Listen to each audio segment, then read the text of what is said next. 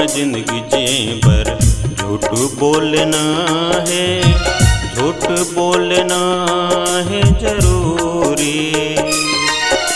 मृत्यु लोक में जिंदगी जिए बर झूठ बोलना है, झूठ बोलना है जरूरी। झूठ बोलना है जरूरी, झूठ बोलना है जरूरी। झूठ बोलना है जरूरी, झूठ बोलना है जरूरी। ज़्यादा से ज़्यादा पैसा कमाए बर झूठ बोलना है, झूठ बोलना है जरूरी। मृत्यु लोक में जिंदगी जिए बर झूठ बोलना है, झूठ बोलना है जरूरी।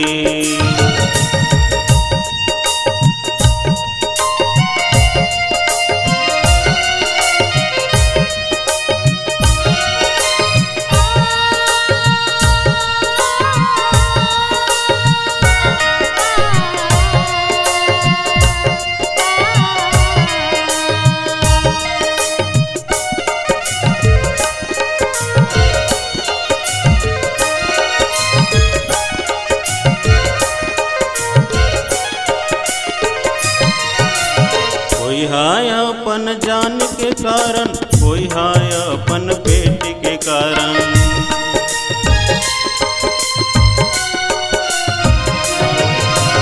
कोई हाय अपन जान के कारण, कोई हाय अपन पेट के कारण। कोई हाय अपन शान के कारण, कोई हाय अपन ज्ञान के कारण।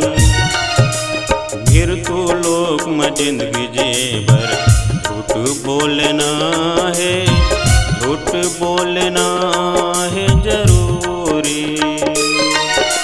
मृत्यु लोक में जिंदगी जिए बर झूठ बोलना है, झूठ बोलना है जरूरी।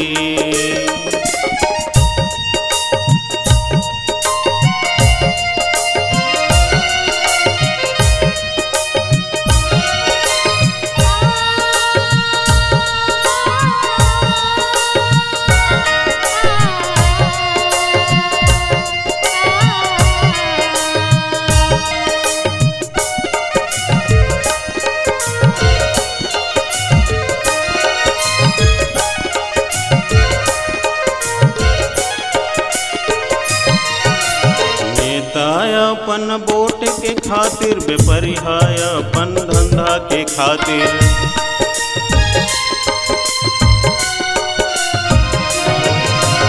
नेताय अपन वोट के खातिर, बेपरिहाय अपन धंधा के खातिर। भगत अपन धर्म के खातिर, धुराय अपन सनम के खातिर। मृत्यु लोक में जिंदगी जिए बर झूठ बोलना है, झूठ बोलना है जरूरी।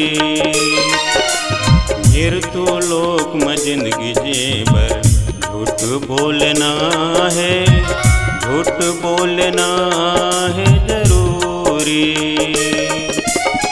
झूठ बोलना है जरूरी, झूठ बोलना है जरूरी। झूठ बोलना है जरूरी,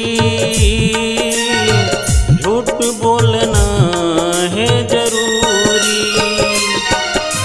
ज़्यादा से ज़्यादा पैसा कमाए बर झूठ बोलना है, झूठ बोलना है जरूरी।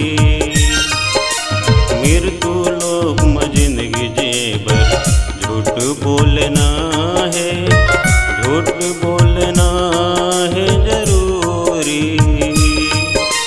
ला ला ला ला ला ला ला ला ला ला ला हे हे हे हे हे हे।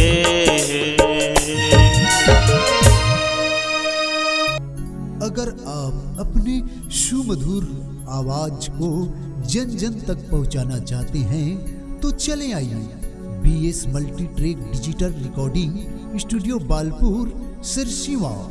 संपर्क करें मोबाइल नंबर 9399995431।